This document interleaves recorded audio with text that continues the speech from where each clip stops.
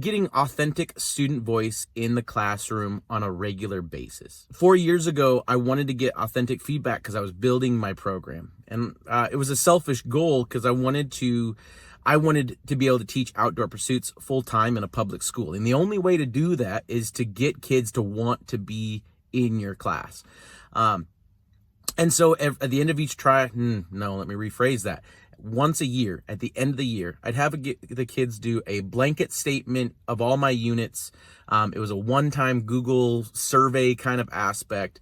And the kids gave me wonderful feedback. That went on for like 3 years. And I was able to every summer create a to-do list to redevelop units, get rid of units, throw things out, recreate it. And it was a huge benefit. My class grew exponentially every year for those 3 years.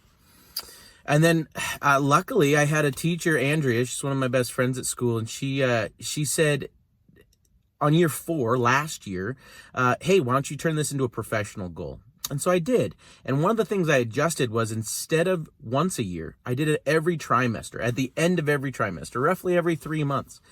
The kids give me feedback. They kind of rate each of my units. They take the unit that they want to see improve the most, and they give me critical feedback. And I emphasize that. I walk them through what that looks like. How if you say Mr. Simpson sucks, that's fine. It doesn't help me though. But if you say Mr. Simpson sucks because he never uses my name and he never greets me at the door, that then gives me feedback to say like, oh, I can make this shift, and it's an easy shift. This is something that I think we struggle with in schools. We ask for a growth mindset, but as teachers, as adults, growth mindset is really hard, and you have to get over your ego. Honestly, every single time I do this, every trimester, I have a love-hate relationship for it. I dread reading it, but at the same time, I can't wait to read it.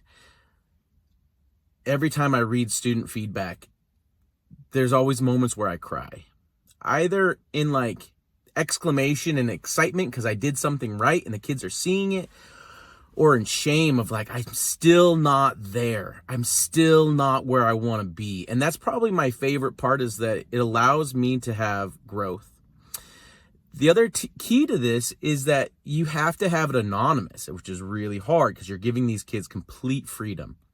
By giving them complete freedom of no punishment, no nothing. It's connected to nothing. It allows them to be honest in a way that they normally aren't.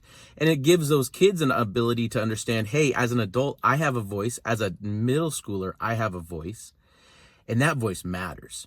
My favorite part is because I've been doing this for a few years, I get to tie this in every day.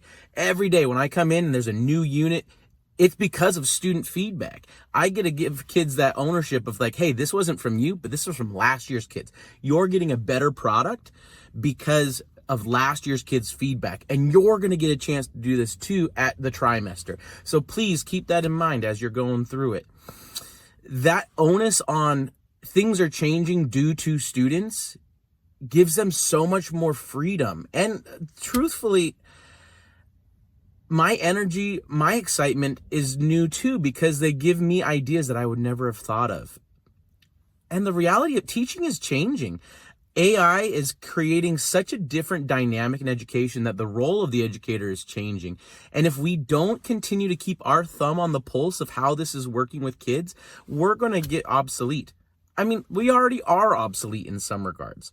And so to keep up with the times and to figure out how to best impact our students that are morphing and growing and being exposed to more adult themes at an earlier age, we have to stay relevant. And the only way to stay relevant is to actually listen to truthful student feedback.